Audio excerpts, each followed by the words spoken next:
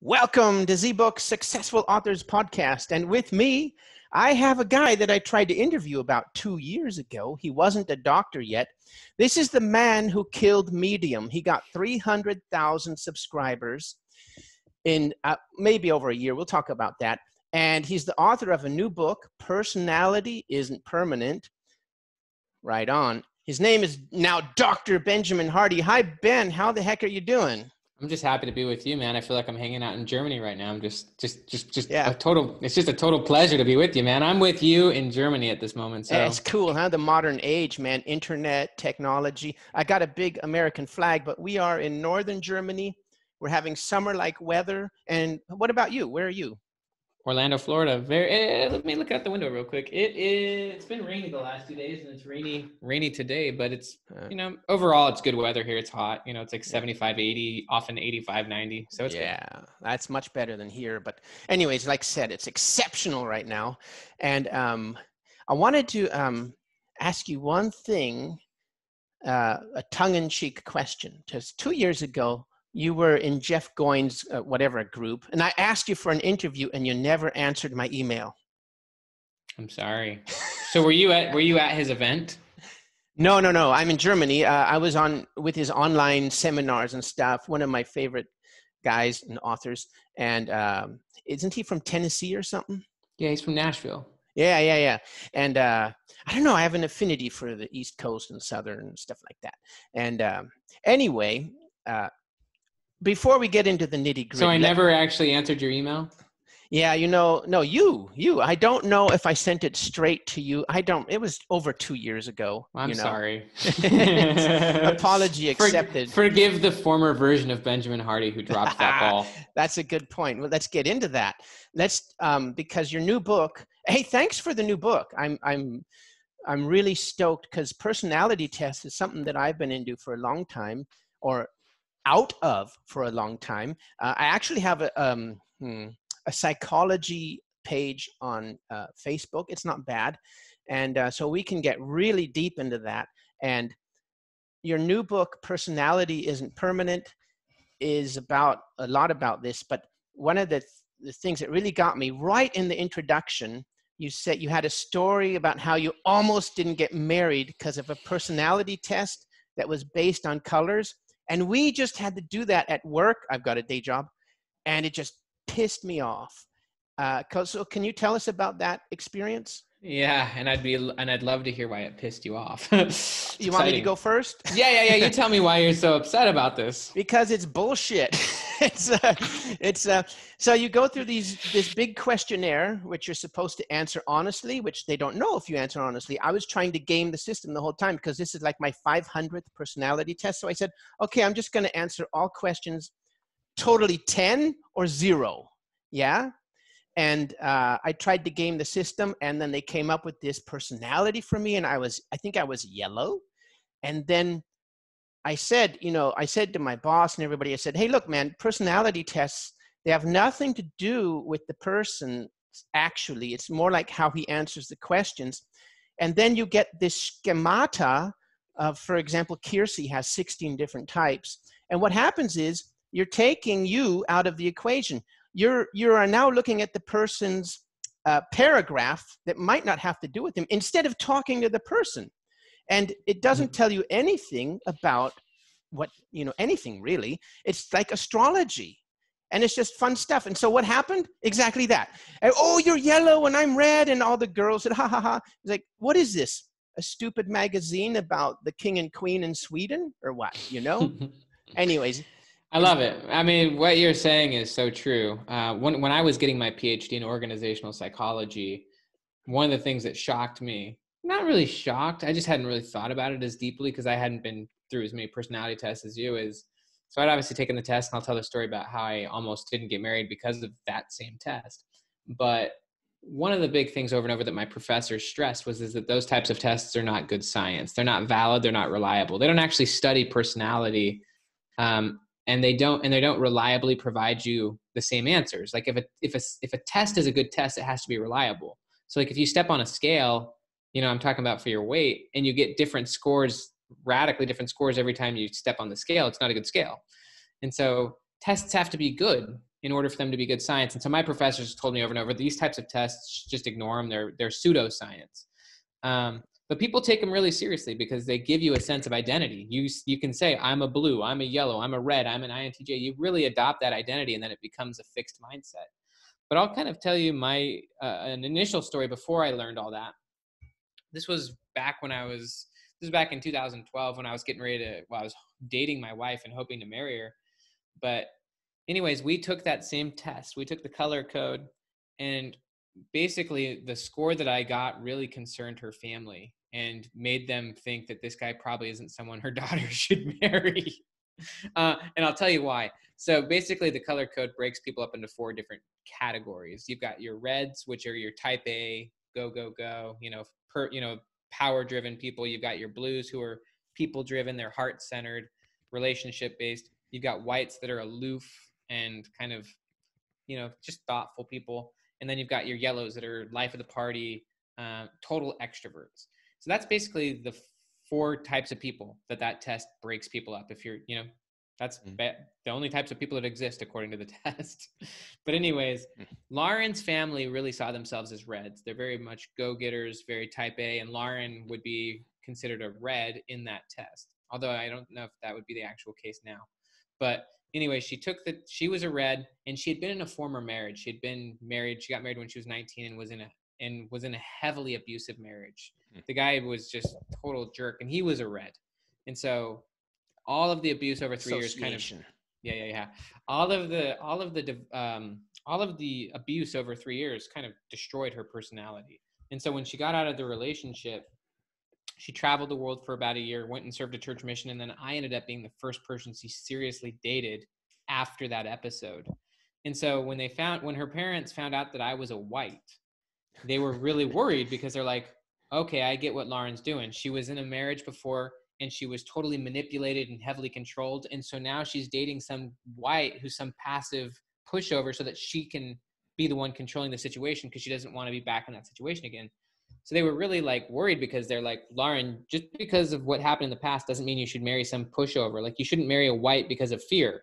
So they said, you need to marry a real man, and it can't be a white, and so I thought all this was really funny because I didn't see myself that way. I mean, I'd gone through a lot of trauma in the past, and I had overcome a lot of obstacles to get to where I was at that point. And I had a huge future I was striving towards. I was super, doing great in school, and I was moving forward. And so I thought it was just funny that they were only seeing me through that one perspective. Yeah. And so here we have a bunch of non-qualified, non-psychologists looking at a bogus test and judging you by that without talking to you. What a bunch of BS. That's what I hate about it. And now we have these tests going all over corporations, and some of them are actually using them to place workers. And that's what also bothers me. So let's say you scored a white, one of the big scales is introvert, extrovert. And so then they say, oh, he's an introvert. Oh, then we have to put him with other introverts. Or, well, no, maybe he'll do better with extroverts. But people don't know what the heck they're doing with these things, and they're being passed off as pseudoscience. So yeah, it really bothers me. So what about, though? So Jordan Peterson's talking about the big 5. And from the big 5 comes all of these, pseudo tests. But what do you think about the big 5? The big 5's pretty good. I mean, I obviously I talk about the big 5 in this book. There's no perfect way of looking at personality, but the big 5's the most well-studied. And when you take the big 5, there's 5 different factors, but it's more of like a spectrum. We're all somewhere on these big 5, and you can move around on the spectrum, and you're going to be you're going to look different in different situations, in different areas of your life, in different times of your life. And also you can proactively change on those things. And so it looks at personality more as a spectrum rather than that you're categorized. Yeah. So that's why you have these big names like Jordan Peterson and Carl Jung. And from Carl Jung comes the Myers-Briggs things, right? And that's where all of this introvert, extrovert, what was it? INTJ, judging, perceiving. And then out of that, I think Kiersey made 16 combinations. And then, so I mean, it's like astrology, if you ask me. People want to hear about themselves. It's fun. It's interesting. But as long as they don't act on it, then it's fine with me. But the problem is, I mean, astrology is a billion-dollar industry. Personality tests, billion-dollar industry. $2 billion industry. Two. Thank you very much. So what the heck do we do with this? Well, I'll tell you why these tests are problematic. Firstly, the reason people love them is because they do give people a sense of identity. If you haven't taken the time to clarify who you want to be and taken the time to define your past and your future, because really identity is shaped by stories. It's shaped by the story you tell. And if you haven't taken the time to really clarify who you are, then these tests can give you a fast food identity. Like they give you an identity where you're like, you know, you can explain yourself, and it's really important to be able to explain who you are to other people. So if you can say I'm a white, then people can, then you can, you're basically describing yourself to other people so that people can know who you are, or at least get a snapshot of who you are. So that's why people like them, is because it's an easy way to have an identity. The big problem, and there's a lot of research on this, is mindlessness. So Ellen Langer, she's been at Harvard. She studied mindfulness for about 40 years.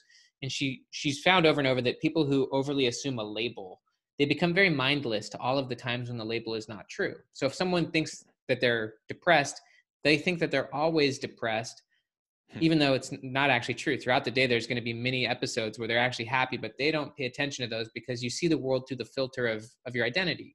And so if that's a big aspect of your identity, that's all you'll see. In psychology, we call that selective attention. So it's like when you buy a new car. When you buy a car, you'll see that car everywhere, right? Yeah. But you won't see all the other cars. You won't pay attention to those other cars because they don't seem relevant to you. You can only take in so much information. And so with labels, is all you see is the label.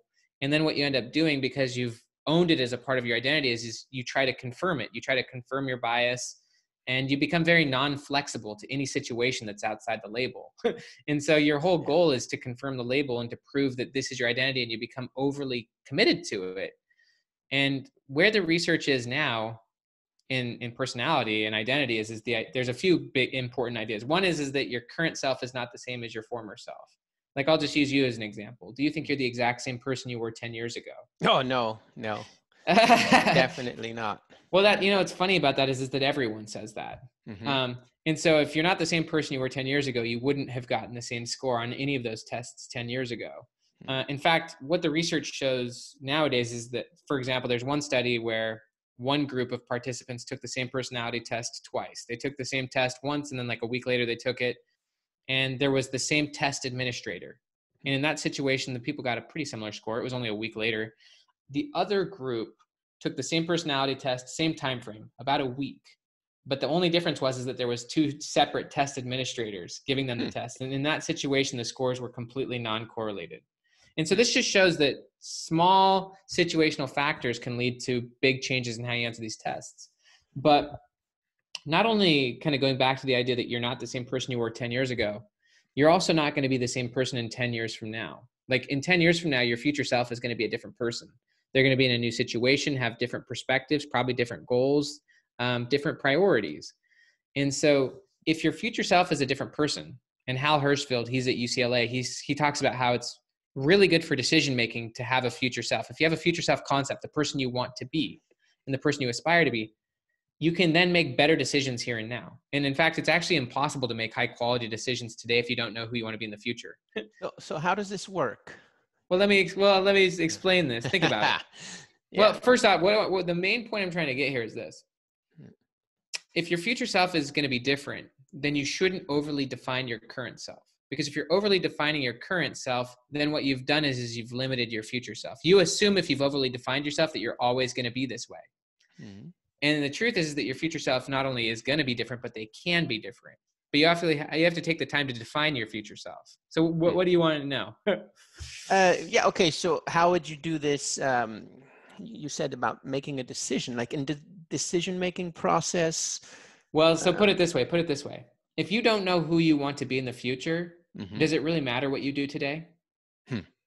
Yeah, I see the point. You could spend your time in any way you want today. There would be no way to make deliberate decisions today if you don't have a goal. Honestly, if you don't know who you want to be in the future, then it doesn't matter who you are today. So it's very difficult to make high quality decisions today if you don't know where you want to go in the future. So Hal Hershfield would say, rather than asking what you want to do today, it's better to ask what your future self would want you to do. You know, because That's a good one. Yeah. yeah, because think about this. Like just a few days ago, I went home from work, and my 8-year-old son wanted to go swimming. We live in Florida. We've got a pool, and I was tired. I was fried from days of work. And he said, "Dad, let's go swimming." And I didn't really want to go swimming, to be honest with you. Like I was tired. And so I was like, "I'll just watch you. Like you just jump in the pool and I'll watch." And he was like, Dad, let's swim. And the thought came to me, how would my future self want to remember this situation? You know what I mean? Like, do I want to, if I was watching this episode from the future, would I want to watch myself sitting and watching my son play while he's begging me? No, I wouldn't. And so it's, rather than doing what you prefer in the moment, it's better to think, what would your future self prefer? And when you start making decisions from that perspective, you can start living from intentionally and living based on kind of towards your future. Whereas I would say most people who are not living intentionally, they're living as a repeat of the past. Sounds like a lot like astrology. Yeah. That does? Yeah, I have a lot of experience with astrology because my dad was into it. So I grew up with it. And you just described it like perfectly, how people have this fast food definition. That's a good keyword, by the way, of themselves. And then they limit themselves with this definition. And not only that, but I think you alluded to it too, how if you read something, then you start doing that instead of the other way around. You know what I mean? You had a psychological term for it, but I've heard the other one, reticular activation system. What you called it a bias or something. What was it? Are you talking about confirmation bias? No, something similar. You just said it 2 minutes ago, and now I forgot it. Are you talking about selective attention? That's the one. That's the one. Yeah. Yeah. We go through that. Future self, though. I mean, think about it. This is just a concept you yourself come up with. So what they say, the number one deathbed regret that people have is that they didn't have the courage to be who they wanted to be. Instead, they lived up to the expectations of those around them. So when you define a future self, it's not like you're trying to discover yourself. It's literally just you choosing who you want to be. Like I can take the time in my journal to write, I want to be an excellent father. I want to be a best-selling author making millions of dollars. Like you can take the time to make decisions about who you want to be, and you can use that future self as the metric for what the decisions you make here and now. Like there's nothing that, that to me is not necessarily like a horoscope. Yeah, let's take that one a little deeper. From your book, How Past Traumas Negatively Shape Personality and How to Reframe Those Traumas and Change Your Memories and Identity Narrative. Storytelling, right? Can you tell us about that? Yeah. So trauma is essentially any experience that shapes how you view yourself. It could be a big event. It could be a small event. In the book, I break down a lot of what's called math trauma. So a lot of people in the US, probably Germany as well, I'm not really sure. Math trauma? Math? Yeah. Well, math or math? Math. Math. I haven't heard that. Proceed. Well, let's just put it this way. Like you can develop trauma from any episode. It's basically an event or an experience that shapes how you see yourself. So like if you're studying, if you're like, let's just say you're a student in math and someone tells you you're not good at it, like a teacher could tell you that, or you fail a test, you could form a narrative in your mind that you're not good at math. And when you have a narrative like that based on an emotional experience and you haven't taken the time to reframe it, you haven't gotten encouragement or support. So there's a really good quote from Peter Levine. He wrote a book called Waking the Tiger, Healing Trauma. He's a trauma expert. And he said the trauma isn't what happens to you. It's what you hold on the inside in the absence of an empathetic witness. So basically, you know, you could conceivably fail at something or not, or have a bad experience and form the idea in your mind that you're not very good at this. So in the book, I actually share the experience of a distant relative of mine who was really smart. Actually, she went to Yale for her undergrad, Cornell for her master's, was really good at writing and wanted to write kids' books. And so she took a private art class, like when she was in her 30s, because she wanted to start living that dream. And in the private art class, there was probably like 6 other students. And she had an episode where they were doing some exercise and the teacher started correcting her art, like on her easel pad in front of everyone. And it wasn't that big a deal, but while he was correcting her work, she was very embarrassed. This person I'm talking about was really embarrassed. And so in her head, the thought came up, I'm not good at this. I can't do this. And so as a result, she never went back, and she never pursued that dream. And now fast forward, that was like 40 years ago. She still wishes that she could do art, but she genuinely believes that she can't. And she's still defined by that prior experience. And so what basically the idea of trauma is that whatever happens, when it occurs, you have a frozen personality. You're stuck in the experience as it occurred. You haven't taken the time to reframe it. And so you're defined by the past. And what trauma does is it shatters your hope, your flexibility, and your imagination. And it basically shrinks your comfort zone. Like you become emotionally rigid. So you're not willing to deal with the learning process. Instead, because you've committed to the idea that you can't do it, you don't. It's essentially a fixed mindset.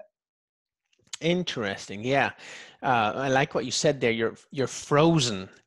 That's what Bessel van der Kolk called it. He wrote the book called The Body Keeps the Score. It's the definitive book on trauma.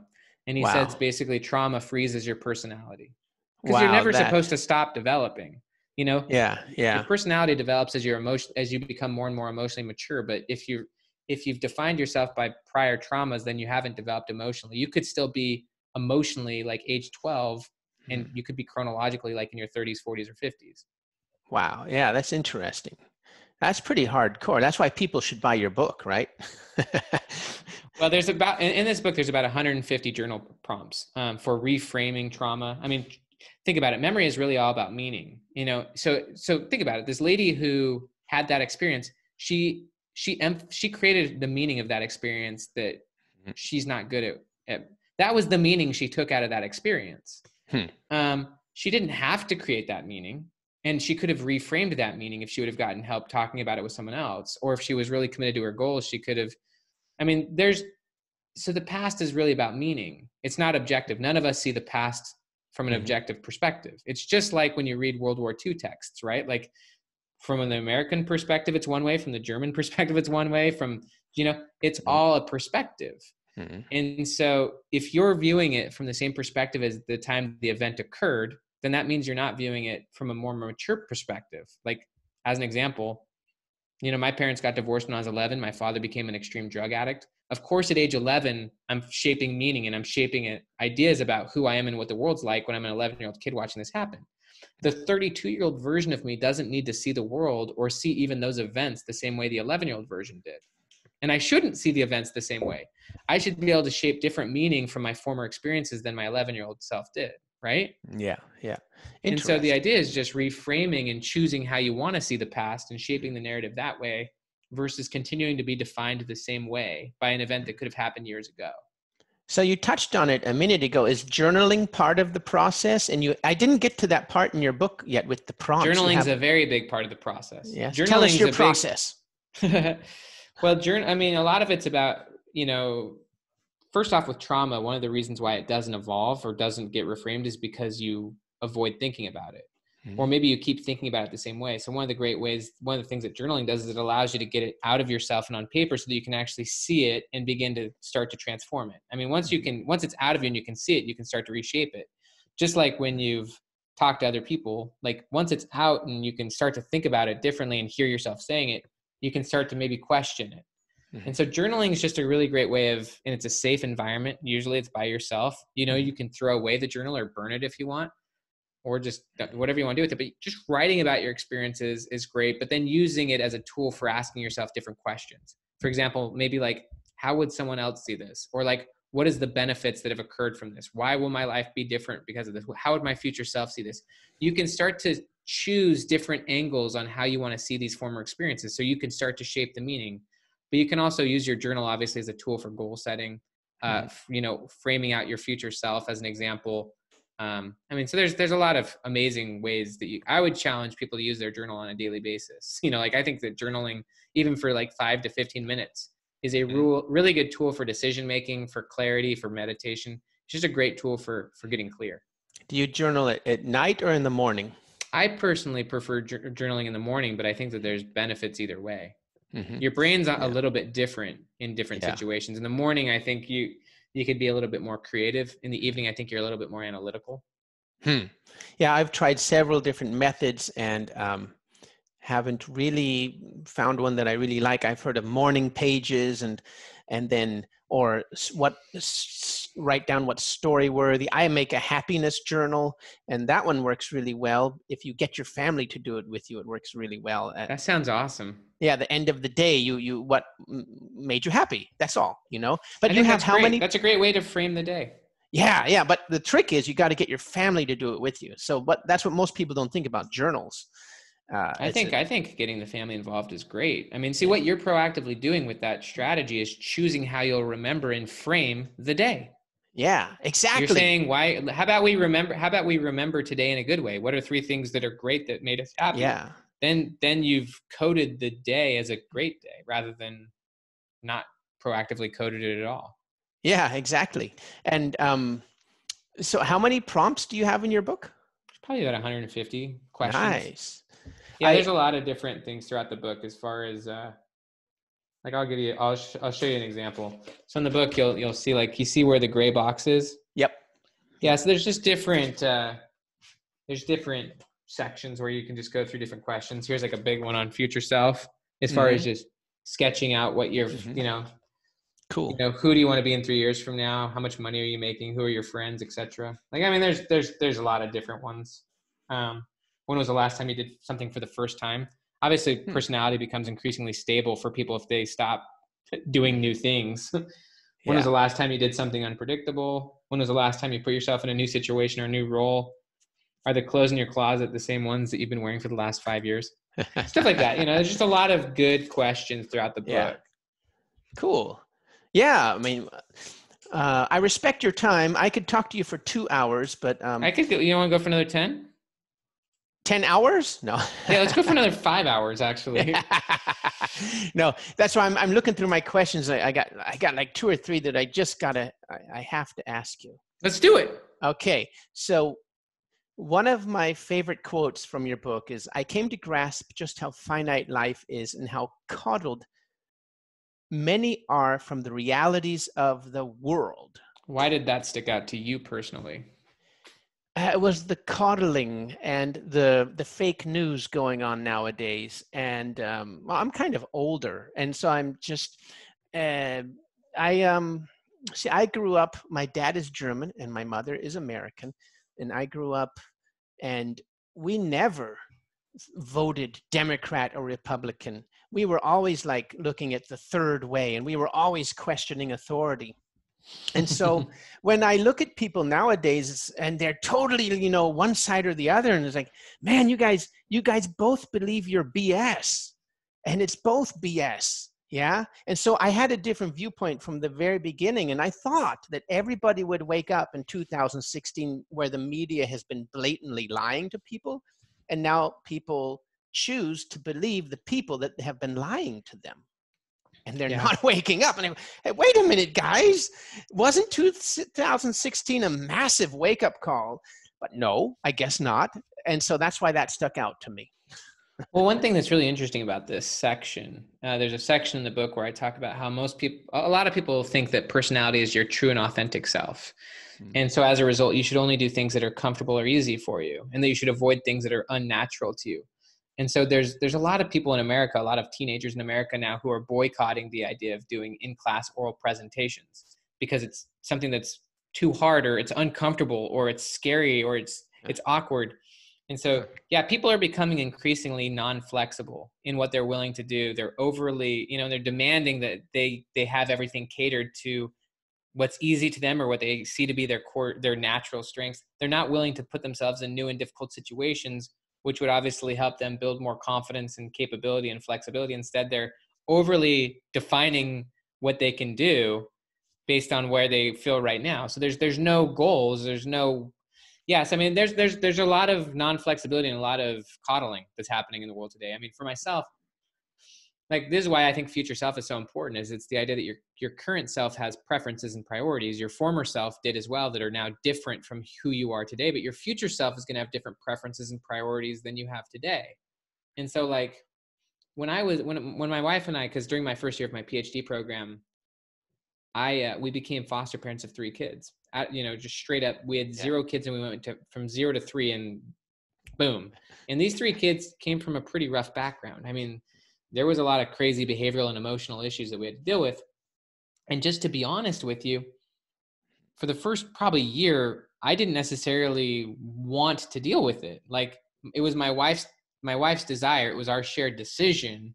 And obviously together we wanted to have kids and stuff. We had a shared future and, you know, goals and stuff like that. But I basically, I had to learn how to want it. And I did, you know, over time I began to invest in it. I began to, you know, because the future me was someone who I saw as a good parent and stuff like that. But the current me at the time was someone who, truth be told, just wanted to like watch YouTube videos and, you know, go to school and stuff like that. And so I had to learn to change my preferences and my priorities. And I did over time. I mean, over 5 years, you know, we now have 5 kids.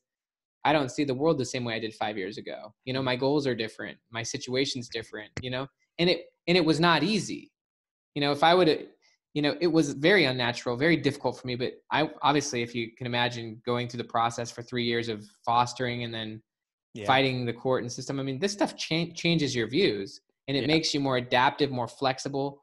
But it also it really changes how you view things. And if I just did things that were easy or that were natural, because I think another way of describing personalities is it's essentially your comfort zone. You know, it's what you feel safe doing. Every time you step out of your comfort zone, you're stepping outside your personality. And so if you're always just living within that, you're not going to learn much in life. If you don't mind, I have to ask a couple questions about medium.com. Let's do it. Let's talk about writing, since that's what you really want to talk about. Exactly. Well, no, I do both. Like I said, I have a psychology blog too. But anyway, so how did you kick Medium's ass so hard? 300,000 subscribers. How do you do it?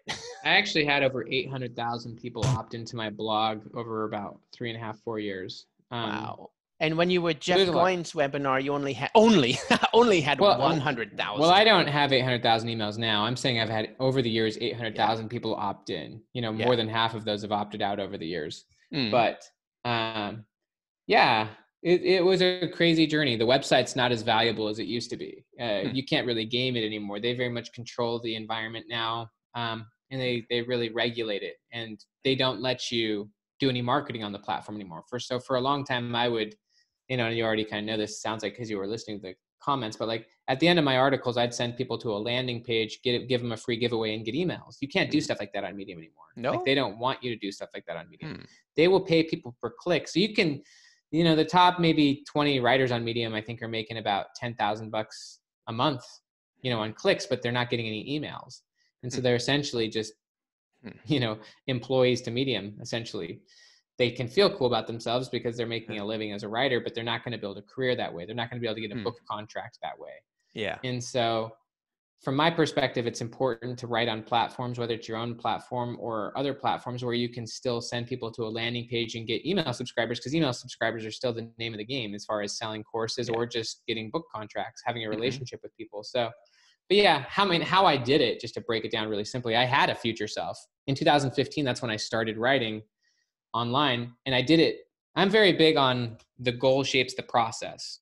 A lot of writers say focus on the process. I think that's garbage. I think that you focus on the goal and you determine the process that will get you the goal.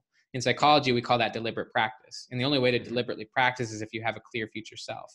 So for me, when I started blogging in 2015, I was very clear that I wanted to get a 6-figure book deal with one of the big 5. And so I reverse engineered that process. I asked a lot of people, how do you get a 6-figure book deal with one of the big 5? And everyone that I asked, agents, authors, stuff like that. I mean, I asked, educated myself before I ever really started. And I learned you have to get 100,000 email subscribers. Holy cow, how do you do that? Well, you got to start writing blogs and you got to get people to sign up for your form and stuff. And so I learned all this stuff. And then I decided, well, if I'm going to get 100,000 email subscribers, I need to learn how to write blogs that get read by millions of people. So I had to learn how to write viral headlines. I took the course from John Morrow, you know, that taught me how to write headlines and how to pitch my articles. And so I learned how to write articles that got read, you know, because I was committed to my goal. And when the articles didn't work, I'd change my process. I was never committed to a process. And as a writer, what got you here won't get you there. That's why I stopped writing on Medium as much, is because it stopped being a process worth doing. Interesting. I heard another hack was you have to get on a publication to get some publication in Medium. That is true. Yeah, I mean, publications really matter. you know, and because they've got followership and things like that. And so you want to do everything you can, obviously, to get Any into tricks to news getting on a feeds. publication? Probably just ask the editor if you can. I mean, obviously it's got to be Just ask. relevant. Yeah, you gotta pitch them articles. I mean, Yeah, you yourself could, you know, I mean, it's the same thing as trying to pitch an article onto the New York Times. You can, if you're not pitching, then you're not, you know, you miss every shot you don't take. So you got to send an email with an article and say, hey, I'd love this to be on your platform. I'm still putting my links to my subscribe pages and landing pages in there, but I'm not have a huge following in Medium, so I'm under the radar now, you know. But how did you get all of those cool editorial reviews for your book, like from Seth Godin? And my favorite one here is Tucker Max, where he says, best part, this is the book that destroys all those useless personality peddlers that infect the world. That's cool. Yeah, I asked for them. You know, I would send people the PDF of the book and say, hey, if you like this book, would you mind giving me a blurb? And a lot of people said no, and those are the people that said yes. Cool. I'm going to change my format on the fly because we're so spontaneous. Do you have time for another question? Of course, brother. Loving being with you. Yeah. What would your today self say to your past self 10 years ago? Yeah, that's a great question. Yeah. And I would invite you to think about the same question about your future self. What would your future self say to you today, right? Yeah, what would I say to my self 10 years ago? So 10 years ago, actually, it's a brilliant question for me, because 10 years ago, I just gotten home from a church mission. And at that time, even, I wanted to be a writer. I actually wrote an article about this, just barely. The article was over how to overcome the fear of being wrong. So I served a church mission from 2008 to 2010. And I got home from that in January of 2010. So this was exactly 10 years ago, you know, a little over 10 years ago. Yeah. And at that point, I wanted to be a writer, but I didn't start for 5 more years. And so I think of what I would have, and the reason I didn't start is because I took way too much time overthinking the direction I would go. And so what I would tell myself is, you know, you've got everything you need to start now. You need to start now. Like, I think if I would have started 5 years earlier, I would have probably had a few more books out and stuff like that. And so I would tell that person to start, and that the sooner you start, the better things will be. Awesome. Yeah. I mean, if I would have started back in 2010, that would have been absolutely amazing. I mean, when the internet was fresher and when blogging, I mean, that would have been amazing. I mean, I didn't start for 5 more years. I remember when I started Facebook ads, I don't remember, it was 2016 and everything was working, you know, 10 cents a click, 500 subscribers and you know, and then that's pretty amazing. Yeah. Oh, yeah. Now, well, it doesn't work anymore like that, you know. Do you still do Facebook ads? Yeah, but I do Amazon ads primarily, and I'm still experimenting. 2 books or what? Yes, just for books. And then I use Facebook ads a little bit, but I'm finding so many other ways that cost per lead is cheaper with things like these lists like Voracious Readers Only, Insta Freebie, now called Prolific Works. You get qualified leads much cheaper than Facebook. So how do you do that? For me, for someone who wants to get people to buy this book, and I'm giving away three free online courses for people who pre-order this book, how would you do that? Are you talking about Facebook or the other platforms? Anything. I mean, I'll shoot some ads on Facebook, but like, what would you suggest for these other concepts? As far as like, if you wanted to get people to pre-order this book and you're going to give them 3 free online courses, how would you get Okay, so forget all of this book marketing stuff. What's working right now for anything is live videos. Go live every day, and then you build, and you go live on Instagram, you go live on Facebook, then you upload that video to YouTube, and then you retarget people who watched X seconds of your video. And so you can do a bingeable video series, like the hero's journey video 1, 2, 3, or just one video. And then, you got to use about $100 initially and test. And what you do is then you target people that watch the videos, and you're going to find out if 2 videos work better than 3, or if 3 work better. I mean, I can't tell you all of this right away, but, and I also am experimenting with this right now. I'll tell you though that it's hard to make a buck off of a $3 book. That's why you have to have the back end. So you sound like you already got it with your courses. And, yeah, I have the back end. My main yeah. interest is, Yeah. I mean, I want to get 10,000 pre-orders on this book. Yeah, I would do live video every day. And if you don't know what to make a video of, just document yourself. Like, hey, right now I'm working on this, go, and Facebook Live. And then also YouTube, same exact method. I don't know how many followers you got on YouTube. I don't remember. Pretty much none. I need to start doing it. Oh, well, so that's the problem. In YouTube, you can't go live unless you've got 1,000 or 10,000. I forgot. So Facebook Live and Instagram Live has 100% coverage right now. You go live on Instagram and all your followers will get the message instantly. And so then what you do is you run, I don't know what your pain threshold is, but I want to start paying at least $100 a day and then up it to $200 or $300 a day. Yeah. So you make your videos. I don't know which your first video would be, but let's just say you make your first video and you run engagement ads to that. You can actually boost it for newbies that don't want to mess with the Facebook ads platform. Just go through your page and boost the video. Yeah, I've done that before. Yeah, it's better to use the Facebook ads platform though. So then you run $100, you boost it for $100, and then you retarget people who watched it. And, do you think it's still valuable to do that on Facebook? Oh yeah. And then you upload all of that stuff to YouTube. And in YouTube, you can build a funnel that says people who watched video A now watch video B. And people watch video B, now we run conversion ads to them. So with Facebook, you got to put the pixel on your page, and then you can tell Facebook, I want to run a conversion ad to this group that watched video B or C. And you can do the exact same thing on YouTube. It's just trickier.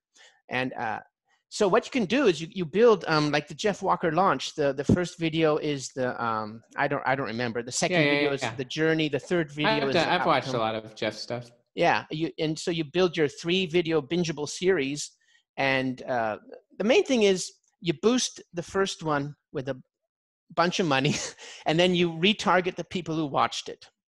Basically the same thing. This is brilliant. Yeah, I'm so excited because I'm literally for the next 8 weeks, because the book comes out in 8 weeks, about to just bomb this thing. I'll probably end up dropping 20 grand over the next 2 months. Okay. Remember, test. Okay. Because the thumb value, the rule of thumb is that it takes $100 to get Facebook's algorithm to start really working for you. And that's above my pain threshold. So with the $3 book.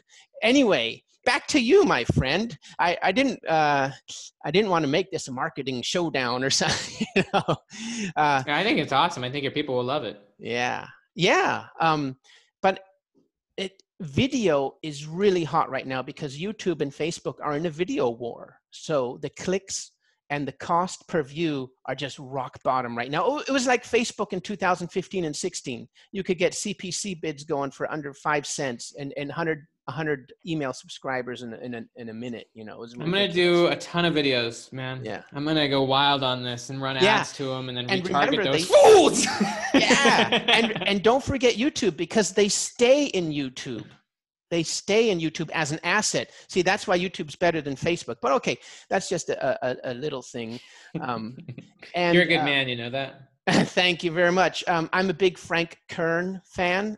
As a matter of fact, I'm taking his branding course right now, which goes all over that stuff. But if you look at his stuff for free, you don't even need his course. He gives everything away for free. Anyways, I wanted to ask you another question. I know you got to go, huh? Yeah, just ask this last one and then we'll call it.